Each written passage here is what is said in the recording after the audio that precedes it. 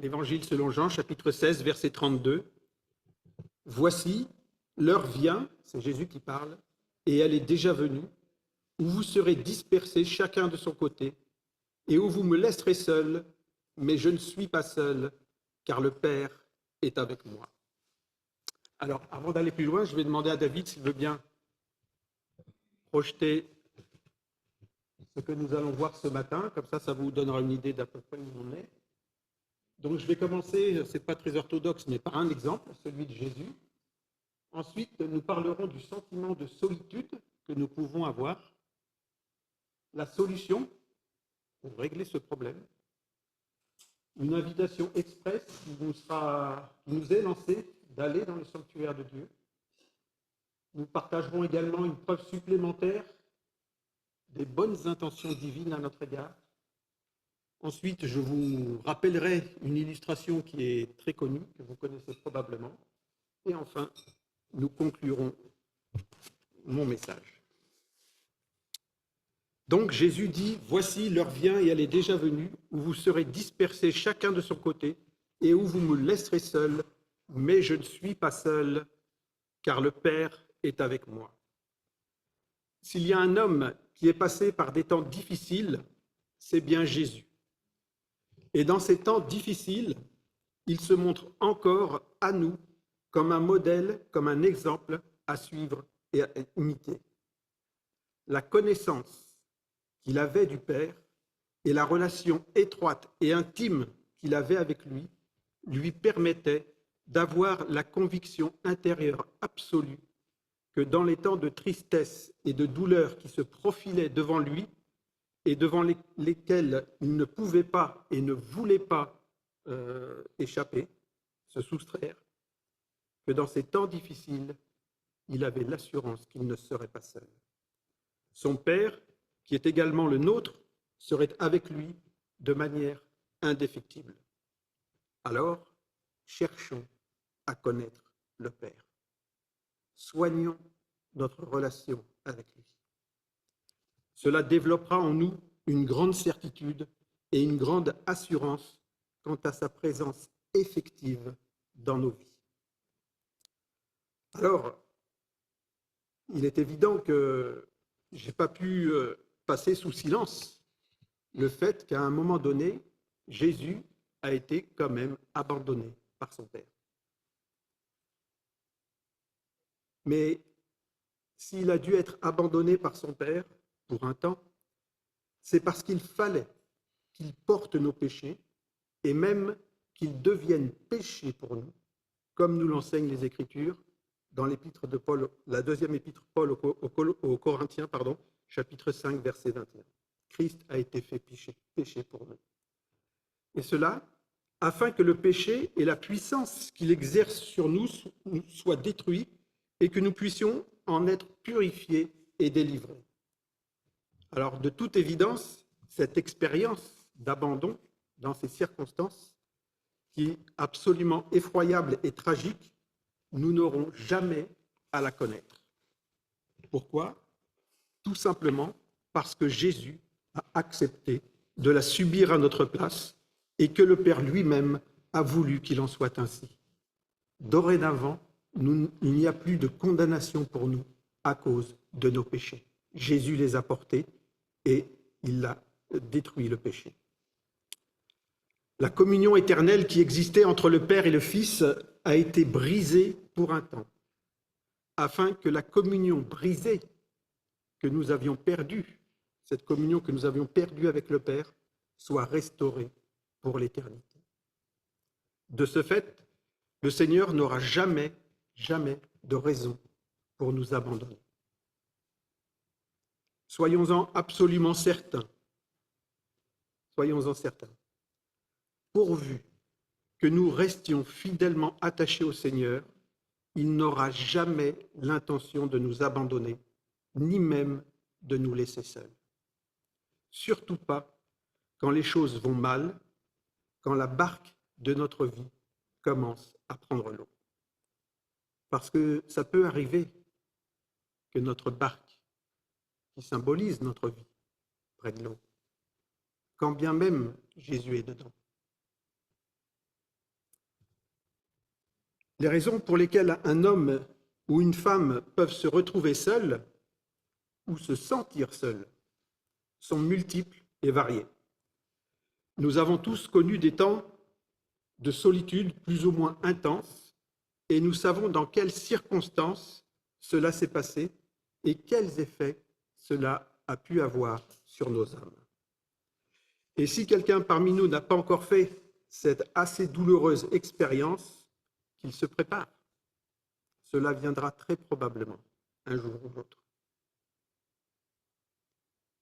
Il y a des temps difficiles dans lesquels il peut arriver que nous nous sentions seuls, pour diverses raisons.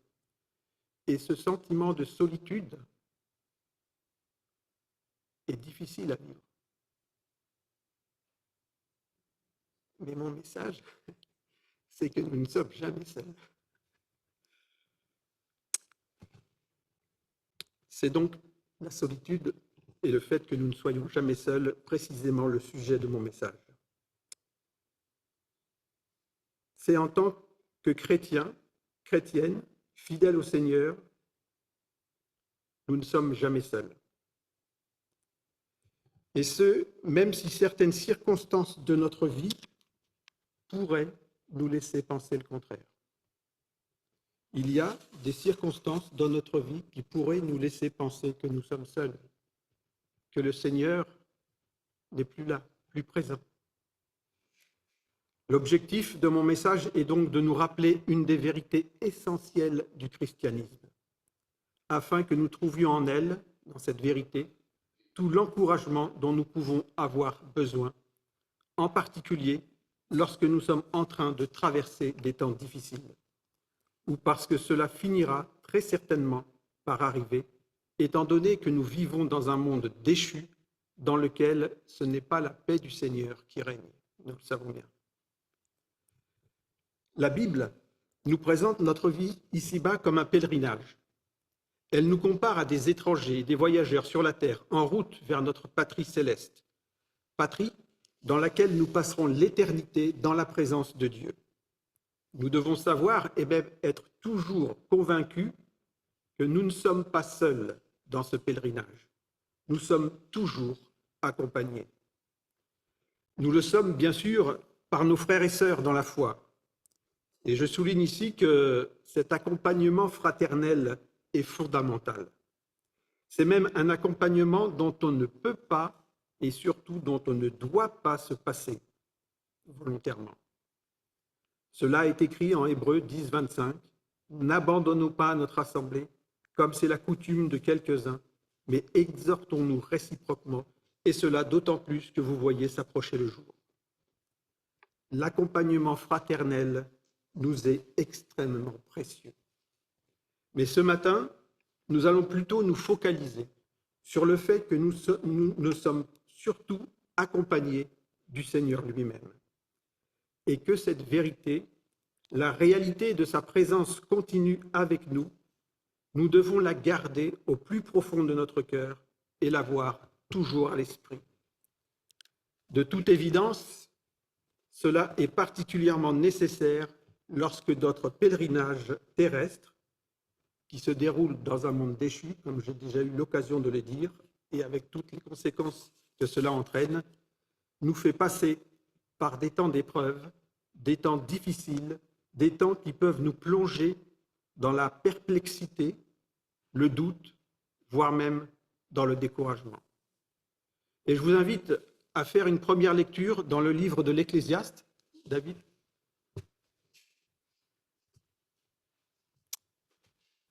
Il y a un temps pour tout, un temps pour toute chose sous les cieux, un temps pour naître et un temps pour mourir, un temps pour planter et un temps pour arracher ce qui a été planté, un temps pour tuer et un temps pour guérir, un temps pour abattre et un temps pour bâtir, un temps pour pleurer et un temps pour rire, un temps pour se lamenter et un temps pour danser, un temps pour lancer des pierres et un temps pour ramasser des pierres, un temps pour embrasser et un temps pour s'éloigner des embrassements, un temps pour chercher et un temps pour perdre, un temps pour garder et un temps pour jeter, un temps pour déchirer et un temps pour coudre, un temps pour se taire et un temps pour parler, un temps pour aimer et un temps pour haïr, un temps pour la guerre et un temps pour la paix.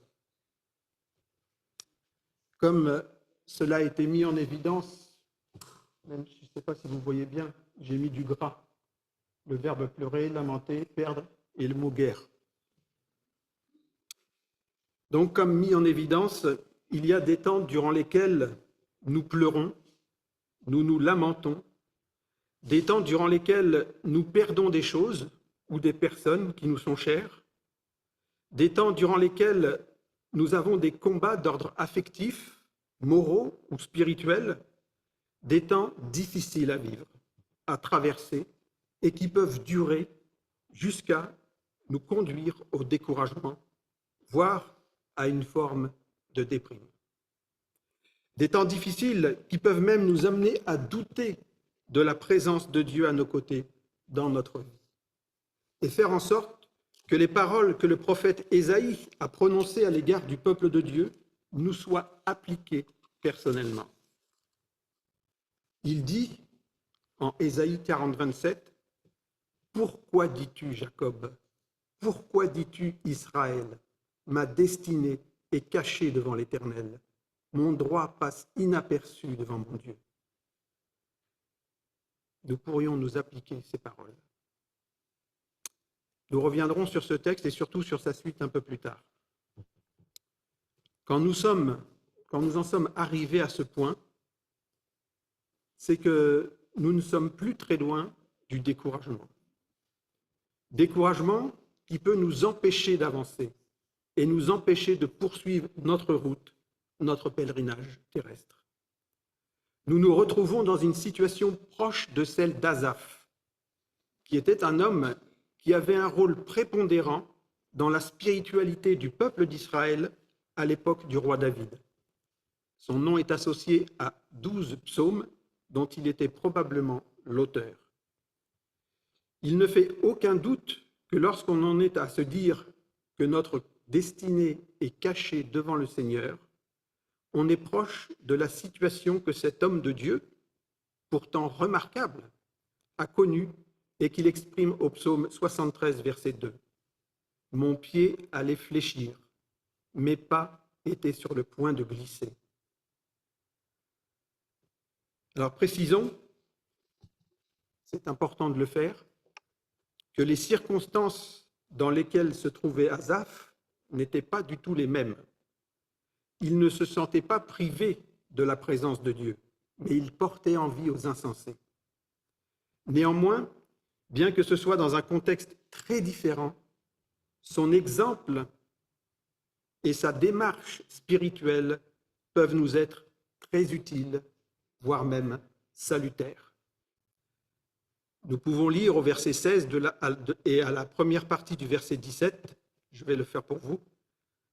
C'est toujours Asaph qui s'exprime.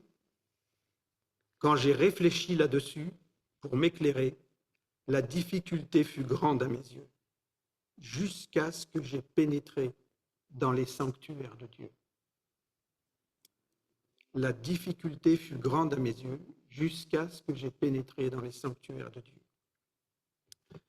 Frères et sœurs, c'est là que se trouve la solution à notre éventuel sentiment de solitude, à notre découragement, à notre manière erronée de penser que le Seigneur n'est plus avec nous. La solution, entrer dans le sanctuaire de Dieu. Pénétrer dans le sanctuaire de Dieu pour 3 raisons, au moins 3 raisons. Le faire bien sûr dans la prière, loin du tumulte et de l'agitation du monde. Dans la prière, avec le cœur, pas celle du bout des lèvres, mais celle qui nous permet de nous adresser à Dieu afin d'avoir un contact personnel et authentique avec lui. Pour entrer dans sa présence, premièrement, pour nous souvenir de l'amour qu'il nous a manifesté en Jésus-Christ. Entrer dans la prière, dans la présence de Dieu, par la prière dans la présence de Dieu, pour prendre le temps de nous souvenir de l'amour qu'il nous a manifesté en Jésus-Christ. Jésus-Christ, son Fils unique, celui en qui il avait placé tout son amour, Jésus qui a été crucifié pour que nous puissions être réconciliés avec le Père, pour que nous puissions être de nouveau en relation avec lui, et plus encore qu'en relation avec lui, en communion avec lui. Permettez-moi de préciser ici qu'une relation entre deux personnes, c'est une simple connexion qui repose sur des interactions, des échanges, mais il y a toujours une certaine distance entre ces deux personnes. La communion entre deux personnes, c'est une relation beaucoup plus profonde. Il n'y a plus de distance, il y a une fusion, une unité profonde, des sentiments intimes qui sont partagés. Et c'est une relation de communion que le Seigneur nous a appelés à partager avec lui. Alors, après avoir payé un si grand prix, le sacrifice de son propre Fils, pour qu'il puisse en être ainsi, pour que nous puissions vivre en communion avec lui, comment pourrait-il nous abandonner? Comment pourrait-il nous laisser tomber?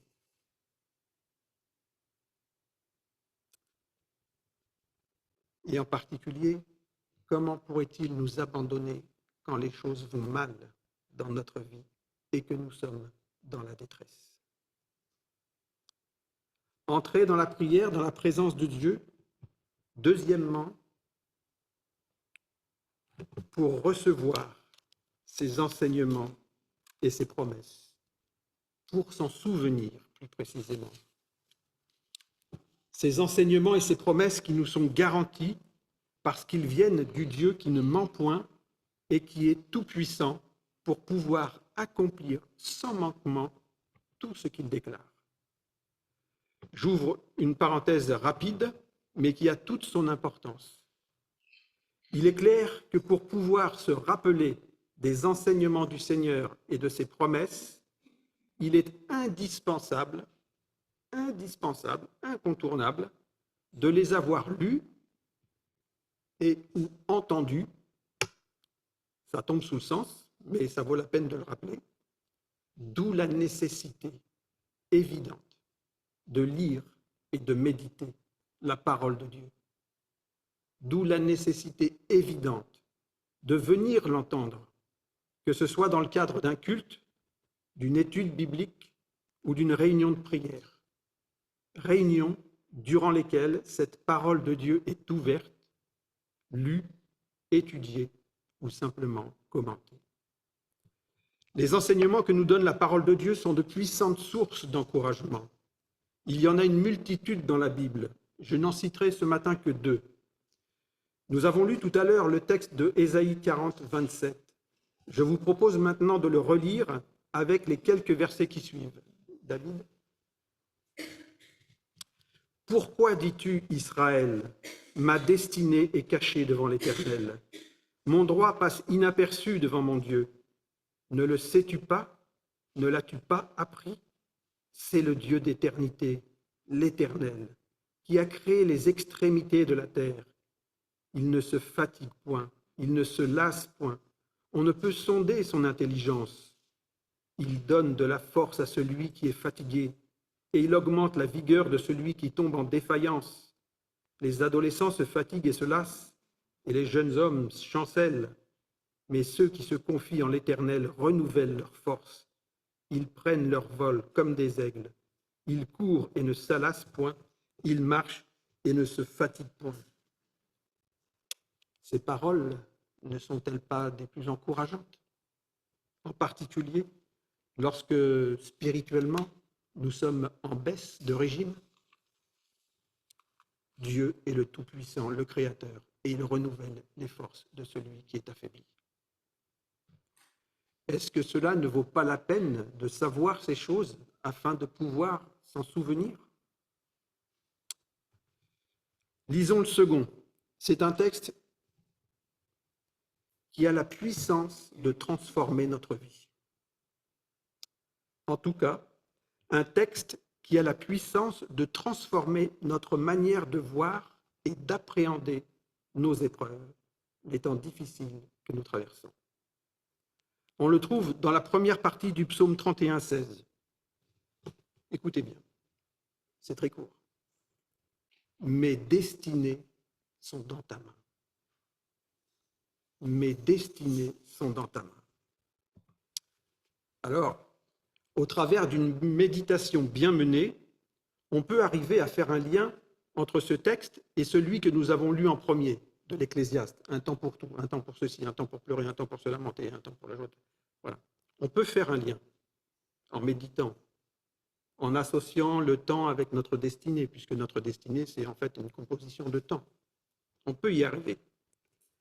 Mais permettez-moi de vous dire que la relation entre ces deux textes, elle saute aux yeux et elle bondit jusqu'au fond de notre cœur quand on les lit dans le texte hébreu.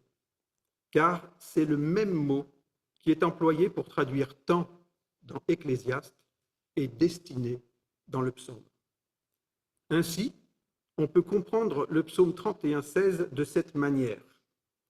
Quand je suis dans des temps de pleurs, de lamentation, de perte ou de combat, je n'ai rien à craindre. Tout est dans la main de mon Dieu, le Tout-Puissant, mon Père qui m'aime d'un amour éternel. Mes temps de détresse, mes temps de lutte sont dans la main de Dieu. J'ai eu à passer par des temps particulièrement difficiles, mais l'association de ces deux textes a été pour moi une grande bénédiction et une grande source d'encouragement. J'ai profondément réalisé, et je souhaite de tout mon cœur que vous puissiez le faire, cette même expérience, que le Seigneur a le contrôle entier de ma vie. Je n'avais finalement rien à craindre. Tout allait tourner à mon avantage, parce que ma destinée est entre les mains de Dieu.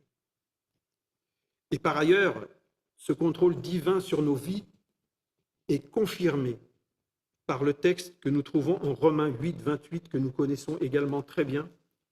Nous savons, en plus Paul le dit, nous savons du reste que toute chose concourt au bien de ceux qui aiment Dieu, de ceux qui sont appelés selon son dessein.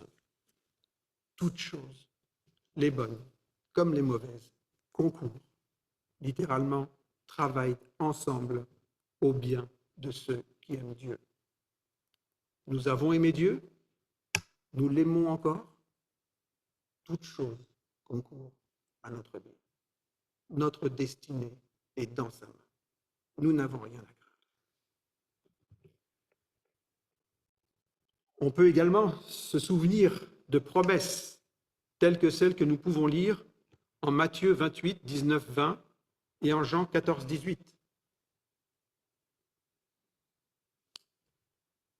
Matthieu 28, 17, 20, Jésus s'étant approché leur parla ainsi. Tout pouvoir m'a été donné dans le ciel et sur la terre. Allez, faites de toutes les nations des disciples, les baptisant au nom du Père, du Fils et du Saint-Esprit, et enseignez-leur à observer tout ce que je vous ai prescrit. Et voici, c'est un petit mot pour nous interpeller. Ce n'est pas nécessaire de le mettre, mais et voici. Voyez, en quelque sorte. Voyez, comprenez, sachez, retenez, je suis avec vous tous les jours. Je suis avec vous tous les jours, jusqu'à la fin du monde. C'est une promesse du Fils de Dieu. Et dans Jean 14, verset 18, je ne vous laisserai pas orphelins, je viendrai à vous. Jésus est présent avec nous, il nous l'a promis. Dans d'autres textes encore, on trouve particulièrement un encouragement lorsque les temps sont difficiles. Dans le psaume 34, versets 19 à 20, psaume 145, 18, Ésaïe 57, 15 et 66, 1, 2. Ça fait beaucoup de textes, mais j'ai volontairement choisi de les lire parce que c'est important de les connaître. Alors vous pouvez les connaître évidemment par votre lecture personnelle, mais de les mettre en évidence pour bien comprendre que la parole de Dieu, elle est puissante, elle est encourageante, elle est nécessaire à notre vie, nécessaire à notre âme. Psaume 34, versets 19 et 20.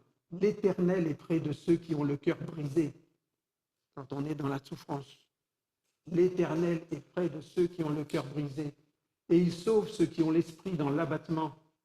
Le malheur atteint souvent le juste, mais l'Éternel l'en délivre toujours. Psaume 145, verset 18. L'Éternel est près de tous ceux qui l'invoquent avec sincérité. Ésaïe 57, verset 15. Car ainsi parle le Très-Haut, dont la demeure est éternelle et dont le nom est saint. J'habite dans les lieux élevés et dans la sainteté, mais je suis avec l'homme contrit et humilié, afin de ranimer les esprits humiliés, afin de ranimer les cœurs contrits. Dieu ici se présente, il est en haut, il est saint, et néanmoins, il est avec celui qui est affligé, le pauvre pécheur, la pauvre pécheresse misérable. Ésaïe 66, versets 1 et 2. Ainsi parle l'Éternel, le ciel est mon trône et la terre mon marchepied. Quelle maison pourriez-vous me bâtir et quel lieu me donneriez-vous pour demeure? Toutes ces choses, ma main les a faites, et toutes ont reçu l'existence, dit l'Éternel. Voici sur qui je porterai mes regards, sur celui qui souffre et qui a l'esprit abattu, sur celui qui craint ma parole. Et enfin, le psaume 94, verset 18-19, quand je dis « Mon pied chancelle, ta bonté, ô Éternel, me sert d'appui. Quand les pensées s'agitent en foule au-dedans de moi, tes consolations réjouissent mon âme. » Les consolations que nous pouvons trouver dans la parole de Dieu. Quand les pensées s'agitent au-dedans de nous. Des pensées en général négatives, des pensées qui nous démolissent, qui nous découragent. Tes consolations, réjouissent mon âme. Dieu met la paix dans notre cœur, et plus que la paix, il met la joie.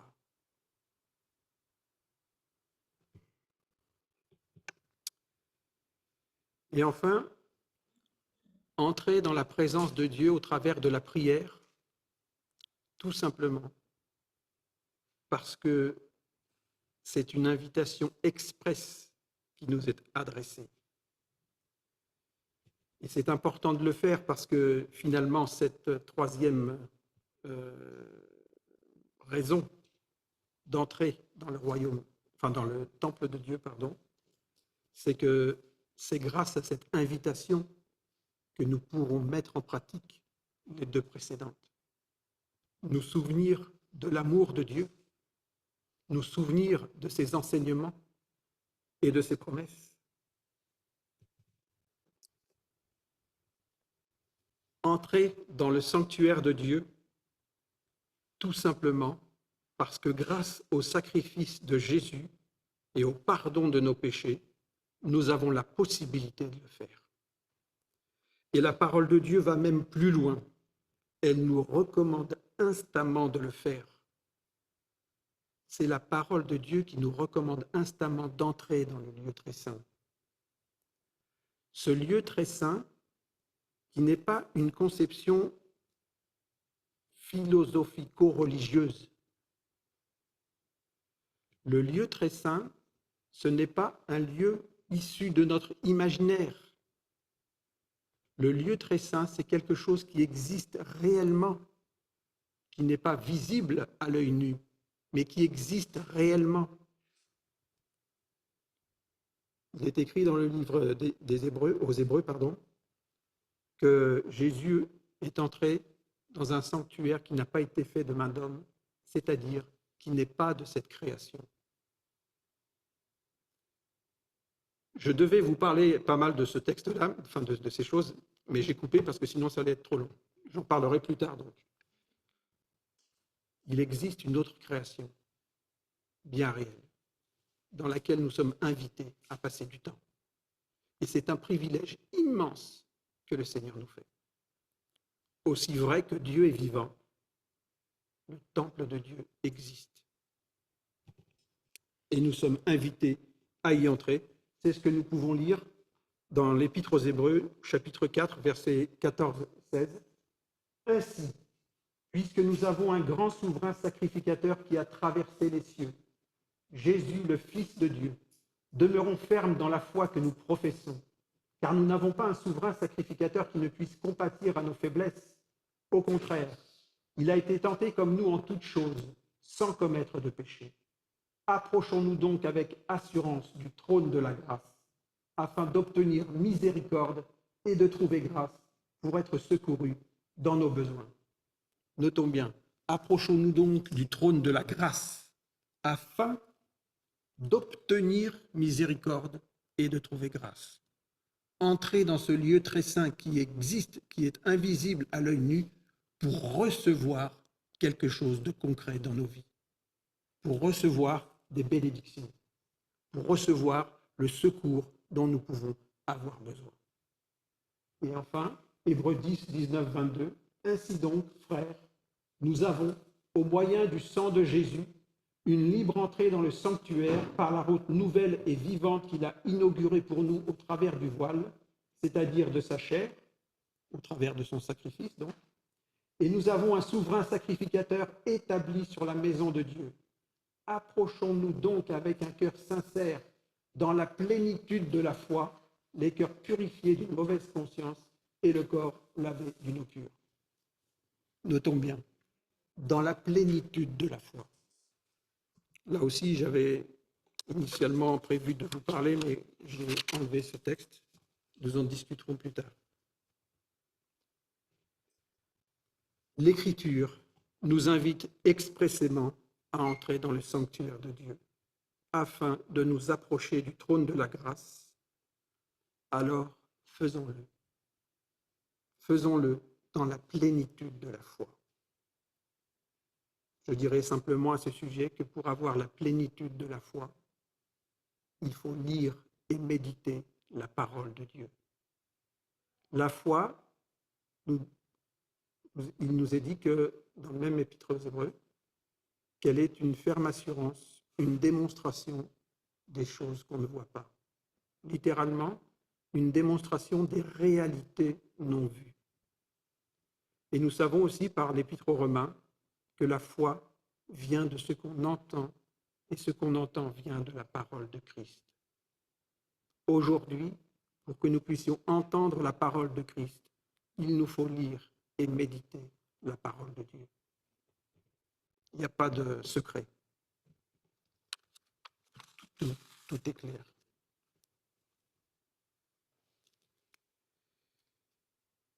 Alors, en plus de nous approcher de Dieu, de son trône de grâce dans la prière, pour nous souvenir de ses enseignements et de ses promesses, je pense qu'il peut être profitable de prendre en considération un fait qui a toute son importance pour nous, notamment dans le cadre du message de ce matin.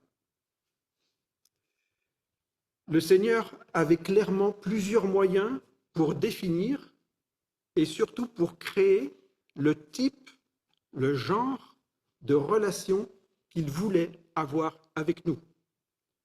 Le Seigneur aurait très bien pu choisir celle d'une relation créateur-créature, ou maître et serviteur, ou maître et esclave. Il aurait très bien pu choisir ce genre de relation, parce que c'est la vérité, c'est le cas. Mais la relation qu'il a choisie, c'est une relation père-enfant. Ça en dit long sur ses intentions à notre égard. Relation père-enfant, pas relation créateur-créature, ni maître-serviteur. Relation père-enfant.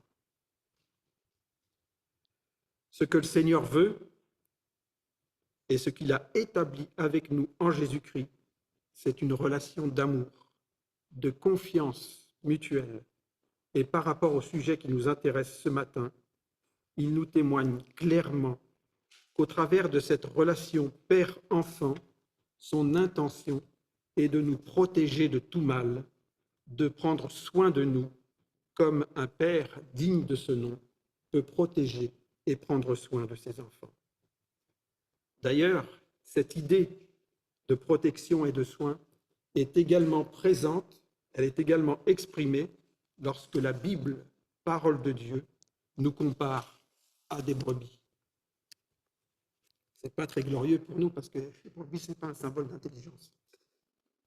Mais ça met en valeur le berger qui conduit les brebis. Dieu est représenté comme le bon berger qui protège et qui prend soin de ses brebis. Le bon berger qui pourvoit à tous leurs besoins, les protège du danger, les soigne quand elles sont malades ou blessées et qui va même chercher celles qui se sont égarées.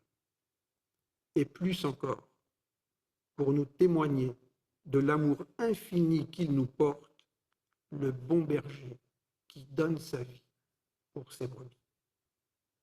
Béni soit son nom. Avant de conclure, même si le temps est avancé, je souhaite vous lire une histoire que la plupart d'entre nous, nous connaissons déjà, mais qui est très à propos ce matin. Tout de suite, vous comprenez. Je vais vous lire l'histoire.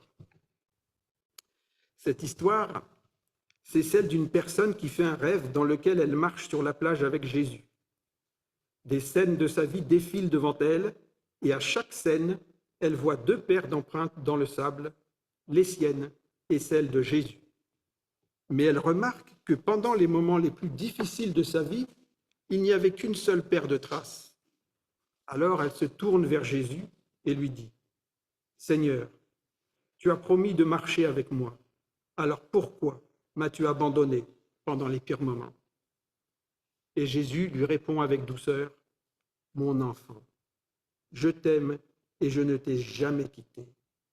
Quand tu ne voyais qu'une seule paire de pas, c'est là que je te portais. » C'est une belle histoire.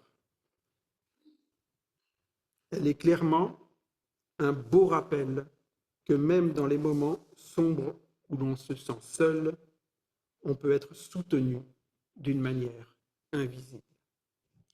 Elle est une simple illustration, mais une illustration qui exprime bien la réalité biblique dans les temps difficiles, voire désespérants, alors que nous pouvons penser que nous sommes seuls et que le Seigneur est absent de notre vie. Le Seigneur nous porte. Notre destinée est dans sa ferme main et ses projets et ses intentions à notre égard sont les meilleurs qui soient. Je conclus en rappelant ce que le Seigneur a lui-même déclaré à son peuple par la bouche de son prophète Jérémie, un texte que nous connaissons très bien, Jérémie 29, 11. « Je connais les projets que j'ai formés sur vous, dit l'Éternel, projets de paix et non de malheur, afin de vous donner un avenir et de l'espérance. » Frères et sœurs, comme Jésus avait la certitude que le Père serait toujours avec lui, ayons ce même sentiment de foi. Et cela d'autant plus qu'il est écrit en Jean 17, 23, comme nous avons déjà eu l'occasion de le partager dans de précédents messages. Dieu le Père nous a aimés, nous aime comme il aime Jésus. Que le Seigneur vous bénisse.